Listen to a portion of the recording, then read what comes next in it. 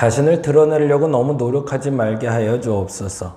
나를 드러내는 것 중요합니다. 그런데 나를 드러내다가 하나님이 감추어 줄 수 있음을 알고 하나님 앞에 순수한 마음으로 신앙 고백을 하되 그 신앙 고백과 더불어 내게 주신 환경 내에 최대한으로 살아가되 나를 드러내는 것이 하나님을 드러내는 것이 되게 하여 주옵소서. 우리의 신앙이 그래야 됩니다. 우리의 신앙이 언제나 그럴 수 있어야 됩니다.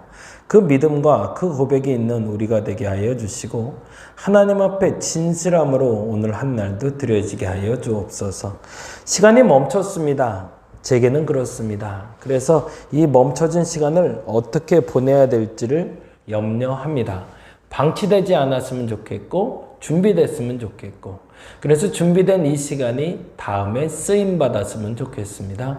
멈춰버린 이 시간에 잘 준비하여 방치되고 버려지는 시간 없게 하여 주시옵소서. 이제 다시 한 주를 시작합니다. 이 한 주가 하나님께 기쁨과 감사로 영광으로 드려지는 한 주 되게 하여 주시고 지쳐있는 이들에겐 힘이 되어 주시고 할 수 없다 여겼던 이들에게는 할 수 있다라는 신념을 허락하는 한 주 되게 하여 주옵소서. 코로나로 확산되고 있는 이 확진자의 숫자가 이제는 점차 줄어들게 하여 주옵시고 비대면으로 어려움을 겪고 있는 모든 예배자들에게 하나님 힘이 되어주시고 능력을 공급하시사 이겨낼 수 있는 시간들 또한 허락하여 주시옵소서. 감사합니다. 고마우신 예수님 이름으로 기도드렸습니다. 아멘. 아멘. 오늘은 시편 131편 말씀 보는 날입니다. 시편 131편 1절에서 3절까지 같이 볼까요? 131편 1절에서 3절 다 같이 성경 찾으셔서 같이 읽겠습니다. 네, 같이 한 목소리로 읽겠습니다. 여호와여, 내 마음이 교만하지 아니하고 내 눈이 오만하지 아니하오며 내가 큰 일과 감당하지 못할 놀라운 일을 하려고 힘쓰지 아니하나이다. 실로 내가 내 영혼으로 고요하고 평온하게 하기를 젖된 아이가 그의 어머니 품에 있음 같게 하셨나니 내 영혼이 젖된 아이와 같도다. 이스라엘아, 지금부터 영혼까지 여호와를 바랄지어다. 아멘. 아멘. 시편 131편은 다윗의 시로 알려져 있습니다. 혹자들은 다윗의 시가 아니고 포로 후기에 돌아오는 이스라엘 백성들이 불렀던 노래라고도 이야기하기도 하는데 다윗의 시다라고 정의할 때 그 기준이 있다고 그러네요. 근데 그 기준이 참 재밌어요. 두 가지인데 첫째는요. 다윗의 시에 나타난 공통적인 특징은 다윗은 신앙 고백을 할 때 어린 아이와 같은 순수함으로 고백한다라는 거예요. 여호와는 나의 목자시니 내게 부족함이 없으리로다. 그 고백을 우린 너무나 잘 알고 있죠. 그것처럼 다윗은 본인을 하나님 앞에 고백할 때는 정말 어린아이와 같은 순수함이 신앙으로 드러난다는 거죠. 왕인데 성숙한 어른인데 그 이상 그 이하를 떠나서 하나님 앞에는 언제나 순수한 모습이 다윗의 모습이었다는 겁니다. 예전에 기억인데요. 지금도 잊혀지지 않는 기억은 어머니에 대한 기억이에요. 제가 전라도에서 목회하던 게 2002년에서 2005년인데 그때쯤에 우연한 기회로 이제 우연한 건 아니죠. 한 달에 한 번 정도 가급적이면 한 달에 한 번 정도만 집에 올라왔습니다. 교회를 너무 오래 비울 수가 없었기 때문에 주말에 예배 드리고 저녁에 한 6시쯤 전라도 그 곡성에서 출발하면 그때는 그 가운데 그렇게 뭐라고 그러더라. 그 천안 논산간 고속도로 그 고속도로가 없을 때였거든요. 그래서 한 4시간에서 5시간 정도 걸렸던 것 같아요. 물론 천천히 오기도 했지만. 근데 그렇게 해서 올라오다 보면 휴게소에서도 한번 쉬고 그러면 새벽 한 1시나 2시쯤 도착을 했어요. 뭐 8시나 9시쯤 출발을 했으니까. 뭐 길을 잘못 들기도 하고 여러 번 실수도 하기도 했지만 그럼 2시쯤에 들어오면 어떻게 눈치가 보이잖아요. 집에서. 그래서 이제 조용히 들어가서 몰래 씻고 자려고 그러는데 그 시간에 오면 배고프잖아요. 그리고 아들들은 항상 이렇게 들어오면 냉장고 문 꼭 열어보지 않나요? 뭐 있나 없나. 근데 언제나 그렇듯 딱 문을 열면 와 이거 먹어야겠다라기보다 딱히 먹을 게 없을 때가 많아요. 그래서 냉장고 문을 닫고 들어가려는데 그때 빼꼼하고 어머니가 나오셨어요. 그런데 배고파 그러시길래 예 배고프네요 그랬더니만 좀 출출하다고 그랬더니 국수 삶아 주시겠대요. 그리고 후딱후딱 국수를 하나 삶아 주셨어요. 전 지금도 그래서 국수를 참 좋아하는데 지금 생각해도 그때 당시에 육수를 어떻게 냈나 모르겠어요. 항상 육수를 어머니가 냉장고에 넣어놓지는 않으셨을 것 같고 물을 끓여서 아마도 다시다 국물을 냈던 것 같은데 미원 뭐 이런 거 넣지 않으셨나 생각이 들어요. 아무튼 맛있었어요. 국물도 맛있었고 국수도 맛있었는데 하여튼 마음껏 먹고 있는데 그때 어머님이 그런 얘기를 하시더라고요. 넌 아들이 돼서 왜 배고프면 뭘 달라는 소리를 안 하냐 그러세요. 근데 그 마음이 이렇게 아직도 기억에 남아요.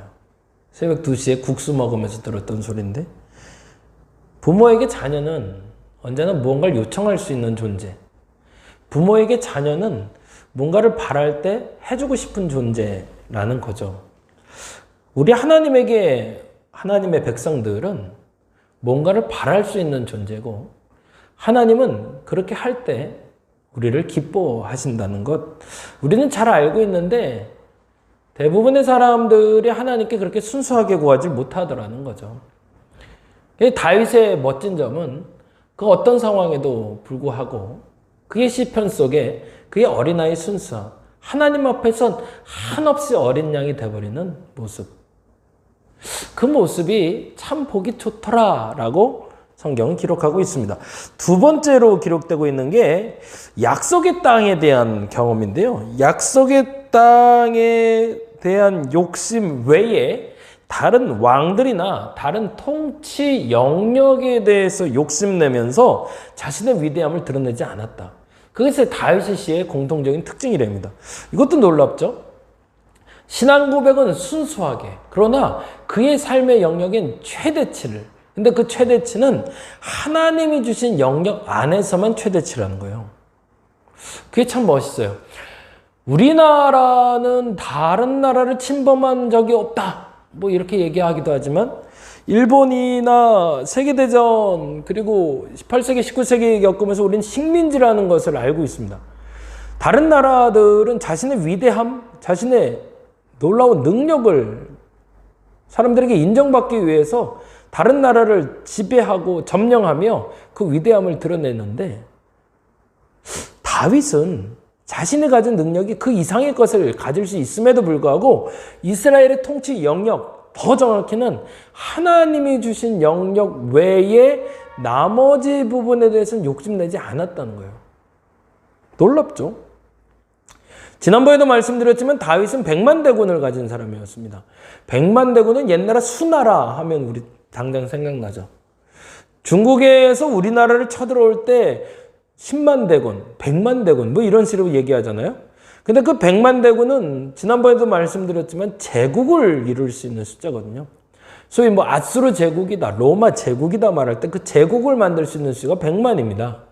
그러니까 다윗이 가진 군사력은 당대의 제국을 만들 수 있는 군사력인데 그 군사력을 가지고 세상을 통치하려고 하지 않고 하나님 나라를 통치하는 데 활용했다는 거죠.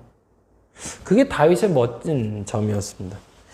저와 여러분의 신앙생활도 그랬으면 좋겠어요. 첫째는 신앙은 순수하게, 하나님 앞엔 변함없이 순결하게, 그러나 내가 가진 능력으로는 최대한 어디까지? 하나님이 주신 영역에까지.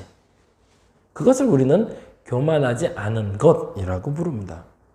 오늘 시편에 그래서 오해의 소지는 포로 후기에 지은 게 아닐까라고 하는데 신앙 고백의 방식이나 그 내용을 봐서는 다윗이 지은 게 맞다라고 얘기합니다. 그게 바로 1절과 2절이 되는데요. 이렇게 보죠. 읽어볼까요? 여호와여 내 마음이 교만하지 아니하고 내 눈이 오만하지 아니하오며 내가 큰 일을 감당하지 못할 놀라운 일을 하려고 힘쓰지 아니하나이다. 참 멋진 고백이죠. 내가 큰 것, 감당하지 못할 놀라운 일을 하려고 애쓰지 않는데요.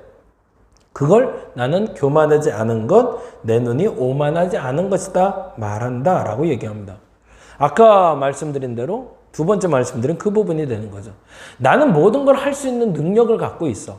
이 이상도 할 수 있어. 근데 안 해. 왜? 그것까지는 하나님이 원하지 않으니까 라고 말할 수 있는 게 멋있는 거라는 거죠. 그래서 제가 재정의 얘기를 할 때도 계속 그 얘기를 드리는데 우리에게 동일한 재정을 주시지 않고 차별적인 재능을 주셨고 재정을 주셨어요. 차별적인 재정과 재능을 주신 이유는 모든 사람에게 공평하게 주시기 위함이다라는 거죠. 이게 참 말에 어폐가 있죠. 우리에게 차별적인 재능과 차별적인 재정을 주신 이유는 차별적인 재능과 차별적인 재정을 가지고 모든 사람을 공평하게 하기 위해서.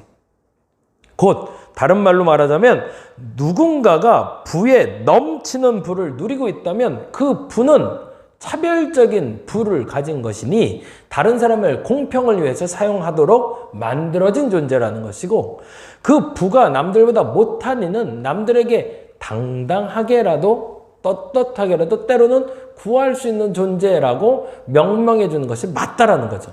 가난한 자를 구제하고 없는 자를 구제하고 있는 자가 나눠주는 것이 하나님의 공평이기 때문에. 근데 그 공평은 어디서 시작된다? 차별에서 시작된다는 거죠. 다윗은 이렇게 고백합니다. 큰 일을 감당하거나 감당하지 못할 놀라운 일을 하려고 힘쓰지 않았다고.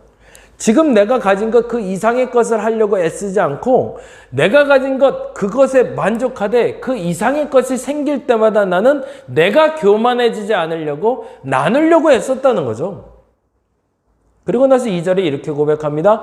실로 내가 내 영혼으로 고요하고 평온하게 하기를 젖된 아기가 그의 어머니 품에 있음 같게 하였나니 내 영혼이 젖된 아이와 같도다 라고. 그래서 이 표현이 앞서 말씀드린 그 표현인데요. 그의 어머니 품에 있음 같게 하셨나니 라는 곳에 줄을 좀 쳐놓을게요. 이 말이 앞서 말씀드린 대로 하나님 안에서 큰 일, 하나님 안에서 감당할 일만 감당하는 교만하지 아니한 나를 말하고 있는 겁니다. 그리고 그것이 내게 고요함과 평온함을 준다는 거죠. 15편의 시가 성전 순례시인데 그 중에 12번째 시가 오늘 시입니다. 신앙인으로서 겸손을 다짐하고 마음의 평온을 노래한 감사 예배시로 알려져 있고요.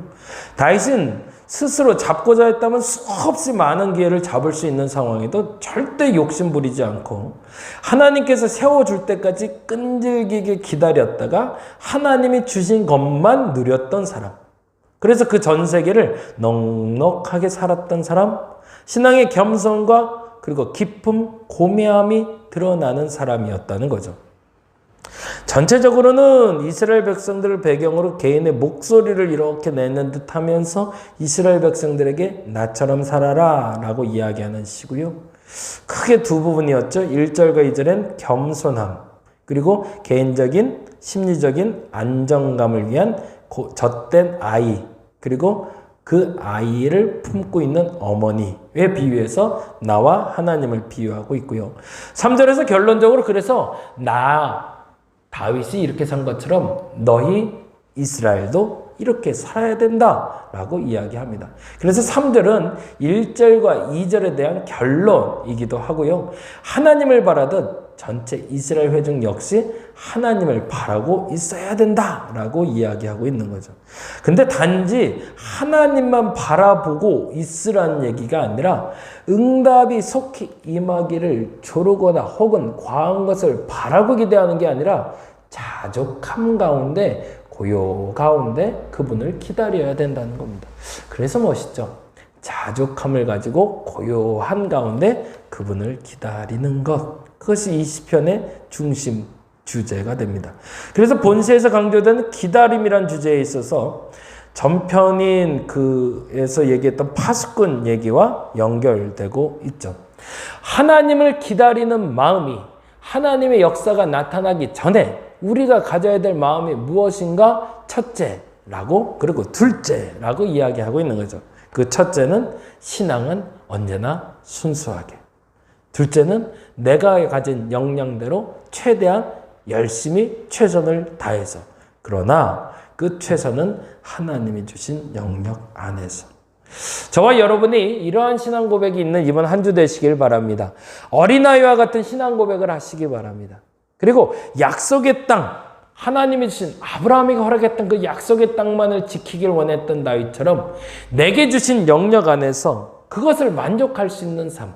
그래서 하나님이 차별을 주신 이유는 공평을 이루기 위함이다 라는 말이 어떤 의도인지를 아는 삶. 그 삶이 이번 한 주가 되시길 바랍니다.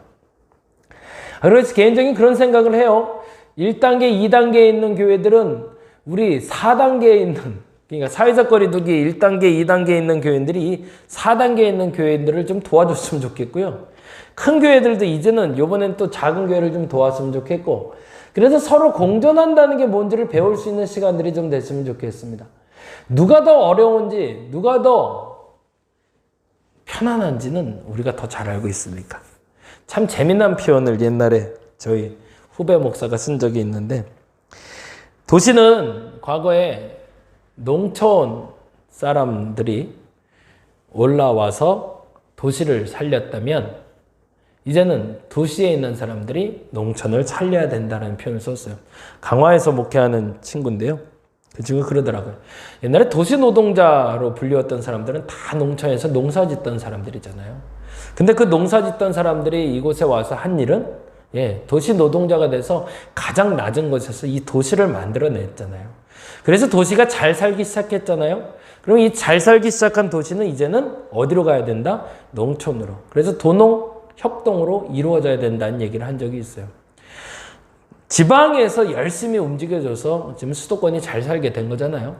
그러면 이제는 지방 소도시에서 잘 살게 된 수도권을 도와주고 수도권도 지방을 도울 수 있는 서로 간의 공생관계가 열려야 될 겁니다.